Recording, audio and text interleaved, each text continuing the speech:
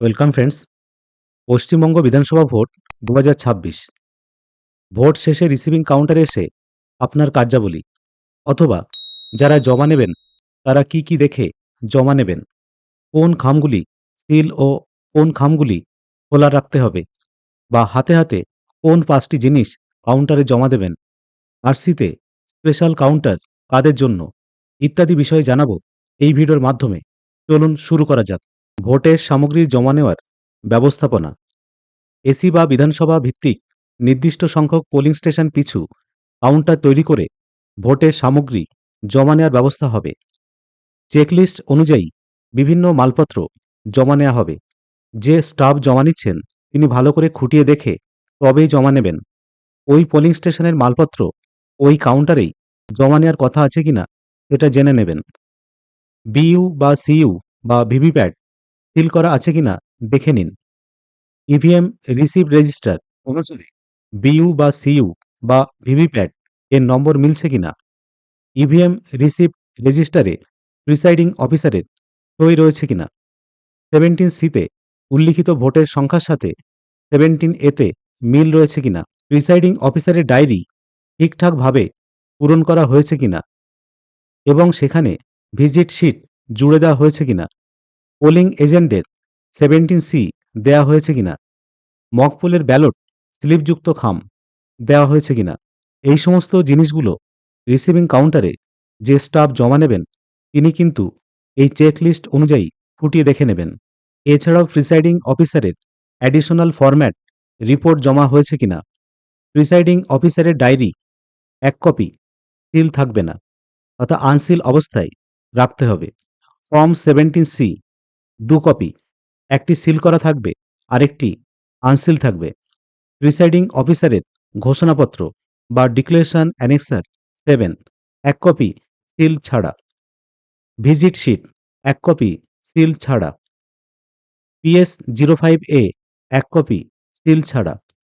17A 16 point observer report, presiding officers report part 1 and 3 must লাগবেই।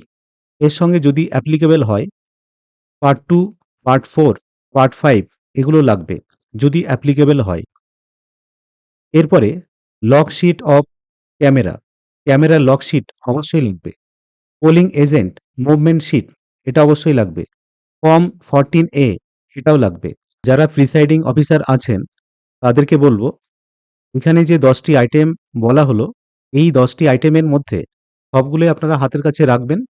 তার ভিতরে প্রধান যে কপিগুলো হলো প্রিসাইডিং অফিসারের ডায়েরি 1 কপি সিল থাকবে না, অর্থাৎ আনসিল অবস্থায় হাতে রাখবেন।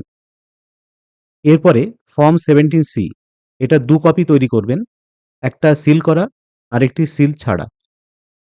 এরপরে প্রিসাইডিং অফিসারের ঘোষণাপত্র বা ডিক্লারেশন অ্যানেক্সার 7 1 কপি সিল ছাড়া। ভিজিট শিট 1 কপি সিল ছাড়া। এরপরে PS05A 1 কপি সিল ছাড়া। এই জিনিসগুলো অবশ্যই হাতে রাখবেন। এইগুলোই মূলত জমা নেবে। তা সত্ত্বেও বলবো এই 10টা আইটেম হাতের কাছে রাখবেন।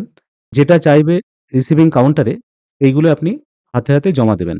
বন্ধুরা এখানে এই 10টি আইটেমের মধ্যে এই 5টি টিক চিহ্ন করা, যেটা এই 5টি টিক চিহ্ন এই আইটেমগুলো আপনারা হাতের কাছে রাখবেন। জমা দেওয়ার সময় যদি আরো কিছু লাগে সেই ক্ষেত্রে আপনারা পরপর দিতে পারবেন। যেমন লকশিট অফ ক্যামেরা এটা লাগতে পারে অনেক সময়, আর পোলিং এজেন্ট মুভমেন্ট শিট এটাও অনেক সময় লাগে। এখন যে কাউন্টারে যেমনভাবে নেবে সেইভাবে আপনি জমা দেবেন। এরপরে আরসিতে স্পেশাল কাউন্টার, এই কাউন্টারগুলোর ওপরে নির্দিষ্ট পোলিং স্টেশনের নম্বর এবং নাম লেখা থাকবে। কিছু বিশেষ কাউন্টার থাকবে যেখানে সেই সব বুথের মালপত্র জমা পড়বে যেখানে কোনো অভিযোগ জমা পড়েছে। গুরুত্বপূর্ণ কিছু, যেমন হিংসাত্মক কোনো ঘটনা, ইভিএম ভাঙচুর ইত্যাদি ঘটনা ঘটেছে। ইভিএম বা ভিভিপ্যাট প্রতিস্থাপন করা হয়েছে।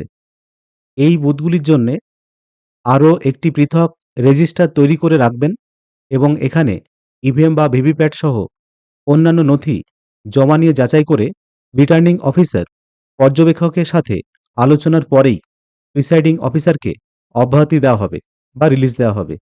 এরপরে রিসিভিং অ্যারেঞ্জমেন্ট, অর্থাৎ এখানে যারা রিসিভ করবেন তাদের এই জিনিসগুলো মাথায় রাখতে হবে। যেমন PS-05 সেখানে পাঠাবেন যেখানে আরও বলেছেন। তারপরে presiding officers diary 17C visit slip আলাদা করে বেঁধে নির্দিষ্ট ট্রাঙ্কে রাখতে হবে। এছাড়া যেটা স্ট্যাটুটারি কভার্স গুলি সংগ্রহ করুন, সেখানে থাকবে 1 number mark copy of electoral roll, voter register 17A, voter slip, unused tender ballot papers, used tender ballot papers, এইগুলো থাকবে। যাই হোক বন্ধুরা, রিসিভিং কাউন্টারে এসে এইভাবে ভোটের জিনিসপত্রগুলি জমা দিন। পোলিং অফিসারদের রিলিজ করুন ও আপনারা সকলে বাড়ির জন্য রওনা দিন। এরপরে যদি কোনো কোয়ারি থাকে অবশ্যই কমেন্টে জানান। ভিডিওটি যদি ইনফরমেটিভ মনে হয় তাহলে অবশ্যই লাইক, শেয়ার ও সাবস্ক্রাইব করবেন। ধন্যবাদ।